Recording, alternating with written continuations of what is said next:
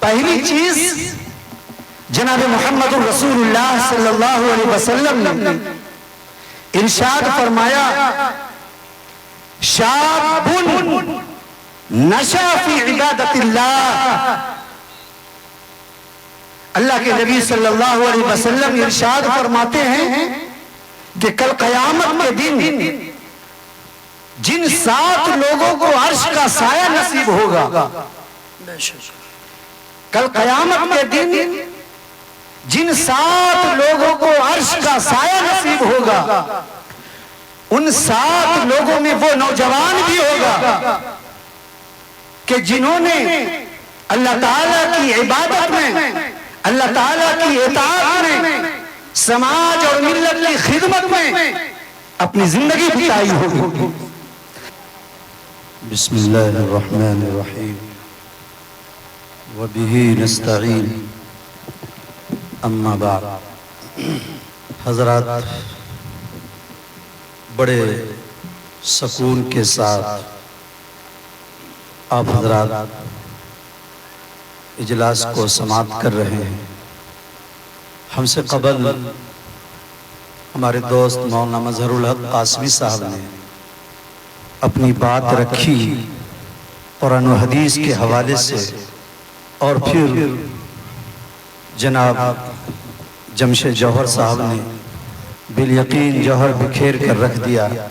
اور جسٹ ہمارے بعد ضلع بیگوسرائے کی معروف شخصیت عالم ربانی حضرت مولانا مفتی محمد خالد حسین صاحب نیموی قاسمی، صدر جمعیت علماء ضلع بیگوسرائے تشریف لائیں گے اور قیمتی باتیں ان کی زبانی ہم سب سماعت کریں گے.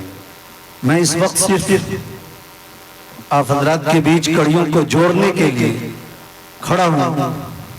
میں اس جلسے کو دیکھ رہا ہوں اور یہ جلسہ جس نسبت سے منعقد ہوا ہے ان مقاصد کو بھی آپ حضرات پوری طرح جان رہے ہیں.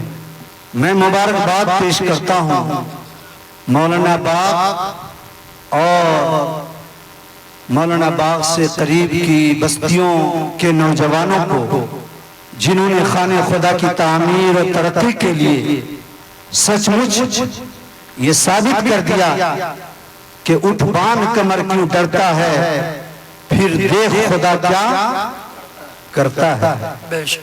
آج عشاء کی نماز پڑھی مسجد میں، یقین مانی سجدے کے اندر سبحان ربی الاعلیٰ کہ ہر لفظ کے ساتھ اللہ تعالیٰ کی عظمت، اللہ تعالیٰ کی کبریائی کا احساس دوبالا ہو رہا تھا.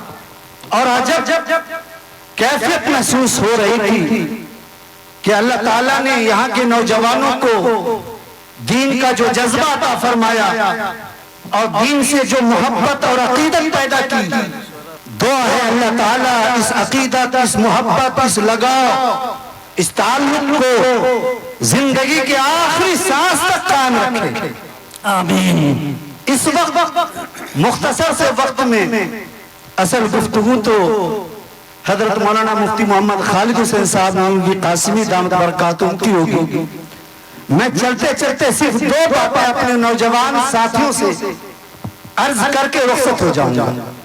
پہلی چیز جناب محمد رسول اللہ صلی اللہ علیہ وسلم نے ارشاد فرمایا شاب نشا فی عبادت اللہ.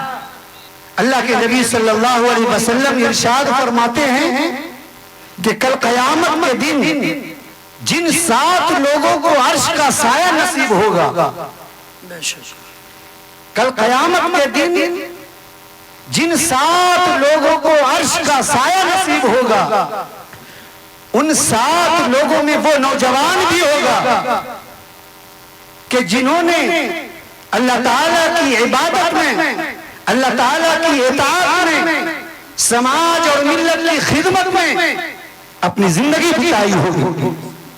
اللہ تعالیٰ کے حکم کے مطابق اپنی زندگی کو ڈھالا ہوگا. ایسے نوجوان جنہوں نے اللہ کی عبادت کے سائے میں اپنی زندگی کو پروان چڑھایا عرش کا سایہ ایسے نوجوانوں کو عطا فرمائیں گے۔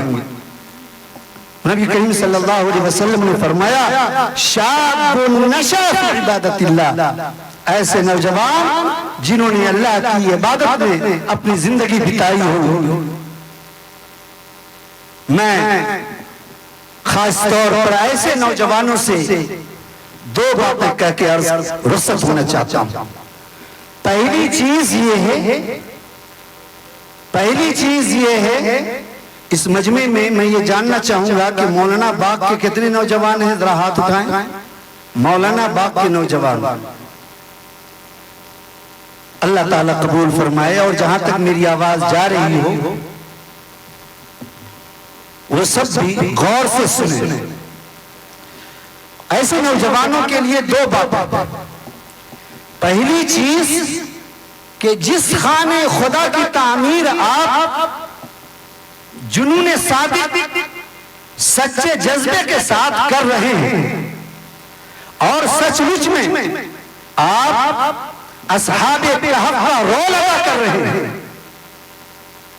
اصحاب کہف کی یاد تازہ کر رہے ہیں، آپ کے لیے اس وقت دو باتیں ہیں۔ ایک چیز تو یہ ہے، یہ طے کر لیجئے، چاہے میری آواز مولانا باغ کے نوجوان سن رہے ہوں یا دور دراز کی بستیوں سے آئے ہوئے ہمارے ساتھی یہاں موجود ہوں، اگر ان تک آواز پہنچ رہی ہے تو یہ دو کام لازمی طور پر کریں۔ اللہ کی ذات سے امید ہے اللہ تعالیٰ آپ کو کل قیامت کے دن عرش کا سایہ نصیب کرے گا۔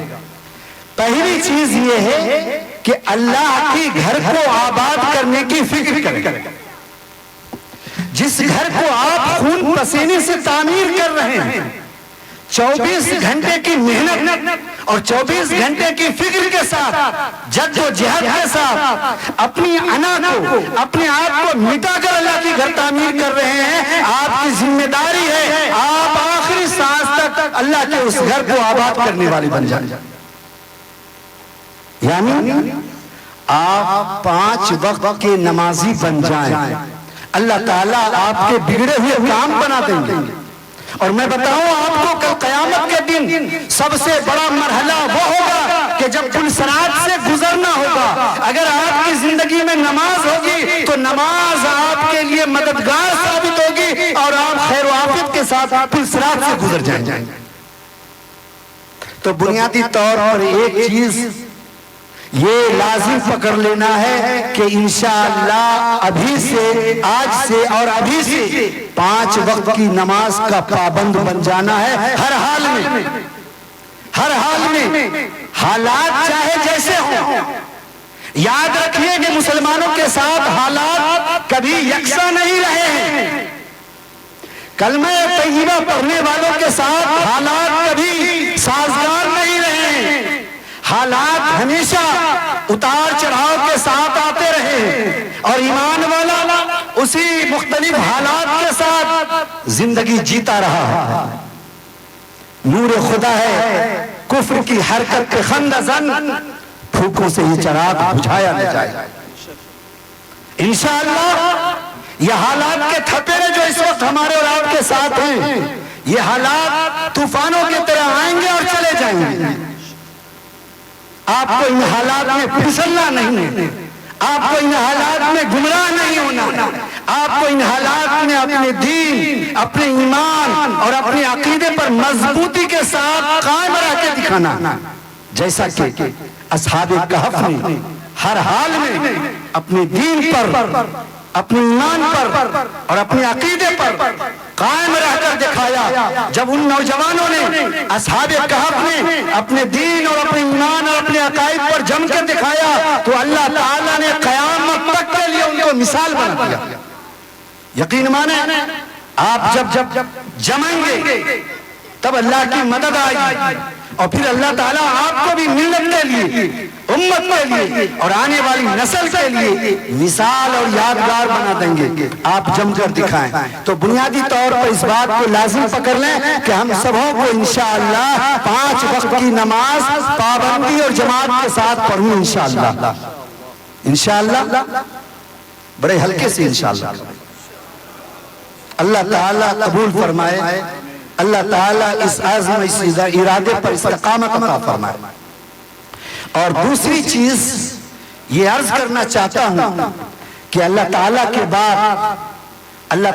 بعد محمد رسول اللہ صلی اللہ علیہ وسلم کے بعد ہمارے اوپر اگر کسی کا سب سے زیادہ حق ہے تو وہ ماں باپ ہے۔ ہمارے اوپر جو سب سے زیادہ کسی کا حق ہے تو وہ ماں باپ ہے۔ ماں باپ کی خدمت اللہ تعالیٰ کو راضی کر دے گی۔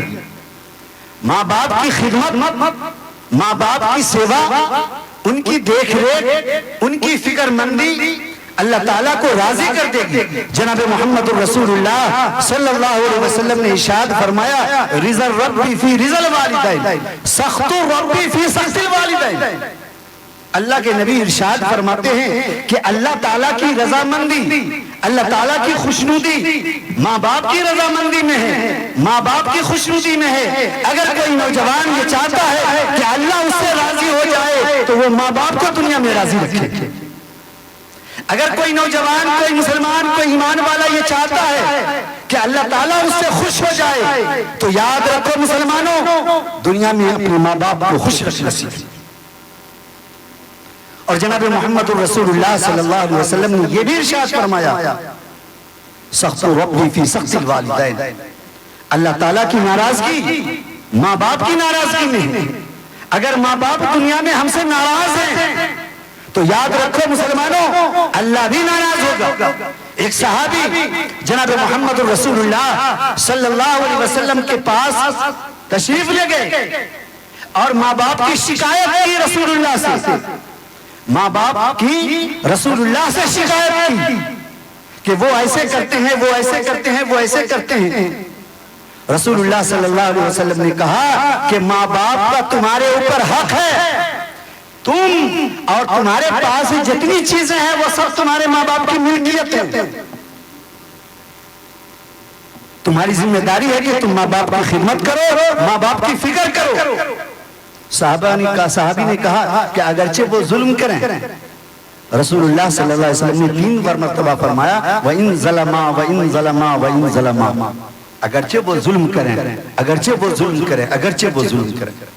بہرحال ماں باپ کی خدمت، ماں باپ کی دیکھ ریکھ، ماں باپ کی فکر مندی اللہ تعالیٰ کی خوشنودی ہے، اللہ تعالیٰ کی رضامندی ہے۔ اللہ تعالیٰ کی رضامندی حاصل ہوتی ہے تو ہم نوجوانوں سے جاتے جاتے 2 پیغام دینا چاہتے ہیں کہ نماز کی پابندی اور ماں باپ کی خدمت کریں۔ اللہ تعالیٰ دنیا بھی عطا فرمائیں گے، آخرت بھی عطا فرمائیں گے۔ ربنا تقبل منا انک انت السمیع العلیم وتب علینا انک انت التواب الرحیم۔